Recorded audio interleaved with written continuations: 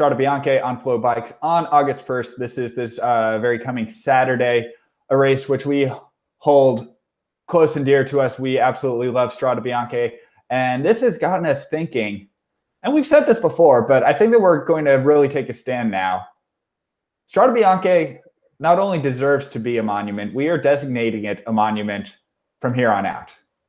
Strade Bianche is now the 6th monument of professional cycling. I walk back what I just said a few moments ago, saying that Milano-San Remo is the first monument of the cycling season. I did say it is traditionally the first monument. Strade Bianche is now the first monument of the cycling season, the first monument of the renewed 2020 cycling season. And we're going to run down some of the reasons that it deserves to be the first monument by punching holes in what normally designates a race as a monument. Now, the first thing that people, and by people, I mean media pundits.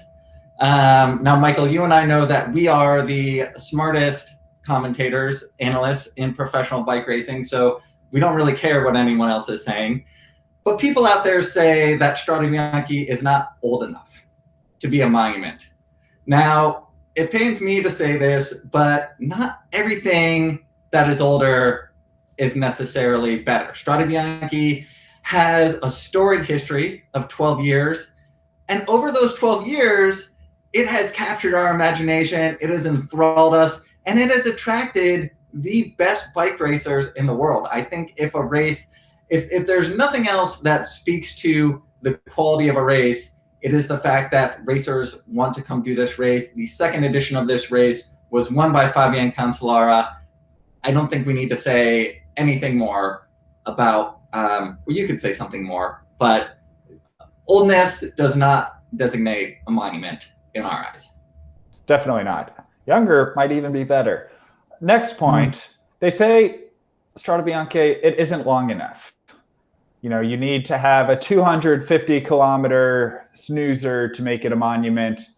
Completely disagree. Strade Bianche is just, it hits the sweet spot, 185 kilometers long. It's reasonable. The race can play out in a ton of different ways. You can go early if you want and not be completely doomed for failure, or you could just wait until the last moments of the race. It might explode at any moment. This is something that can only happen with shorter, more condensed racing. Yeah, our esteemed colleague Gregor Brown actually had a chance to talk with a former winner of Strade Bianche, Zdeněk Štibar. And Zdeněk had a really interesting point about why, you know, the 184-kilometer length of Strade Bianche makes it a more compelling race. Let's take a look at that interview. You know, I don't think that this race will get more attractive if it will be longer. I think that the distance it's just perfect, because I think that the year that I won was 200 kilometers. And it's not necessary, you know, to do the races longer to be more attractive. I think otherwise, actually, because, you know, if it's a longer race, then many riders just can go earlier in the breakaway, and then you need really the team over there. But of course, you get in different situations, and if the race is really long, like Tour of Flanders, Milan-San Remo, you just really have to wait absolutely to the end, because if you make a mistake and you go too early, yeah, your race is done. If you don't believe us, why Strade Bianche should be a monument, listen to a former winner of the race itself. Let's get on to our third point. There are only 5 monuments in professional cycling right now. 5 is a nice round number. I'll go with that. And it is a slippery slope. If you add a 6th monument, what's to keep you from adding a 7th monument, a 9th monument? You know, by 2022, we could have 36 monuments in professional cycling. So if we are going to make a 6th monument, do we need to undesignate one other monument? Is it time to take the monument designation away from a race that is currently a monument? That's an interesting question, Ian. I have some opinions about it.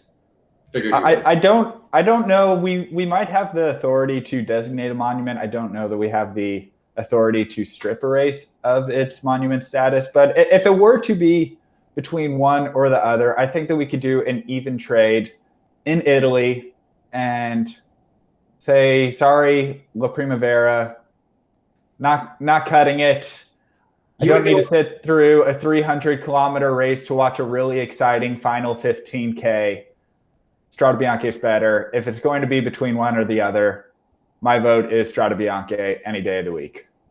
See, I feel like I would go with Lombardia to be undesignated as a monument. Even though Lombardia is one of my favorite races, it's already sort of the redheaded stepchild of the monuments. It's the one that takes place in the fall. It's held after World. That's because it's at the wrong time of year.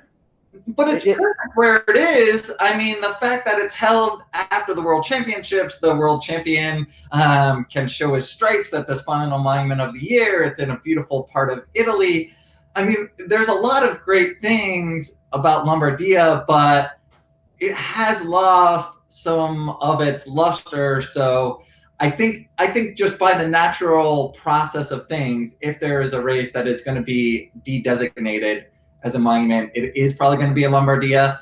But maybe Strade Bianche is, we've talked about moving it to the fall. I don't know. We could go down a rabbit hole here. Point is, let's leave it at 6. 6 is also a nice number. I think we could even stretch it out to 7, maybe 9. If we need 6. to. 6. One monument. One monument more. Strade Bianche, the 6th monument. Who's your pick, Michael? Mathieu van der Poel. For the men. For the women, I have another pick who I believe I've shared before. Kasia Niewiadoma. This is her year. I am so fired up for it. I really, really, really want to see the Polish rider win this race. She's been on the podium something like the last 4 years in a row. I want to see her take the top step finally. And yeah, on the men, Mathieu van der Poel, I don't see how anybody can contend with him. Strong picks. I am going to go with a rider I also want to see win this race. He has been second 2 times previously. Peter Sagan. I believe this is Peter Sagan's year. We saw him in strong form at Paris-Nice, seeming very motivated at the start of the year. And my beef about Peter Sagan and Bart Hansgrohe is he is traditionally under-supported in these classics. They'll give him Daniel Oss and some other strong riders, but there's no other real contender alongside him that people have to watch. That's different this year because Max Schachmann, who was on the podium at Liège-Bastogne-Liège in 2019, will be joining Peter Sagan at Strade Bianche. And with Max alongside Peter, you're not just going to be able to follow Sagan around. Max also has the ability to chase down a rider like Mathieu van der Poel, who we know is going to attack from 60 kilometers out.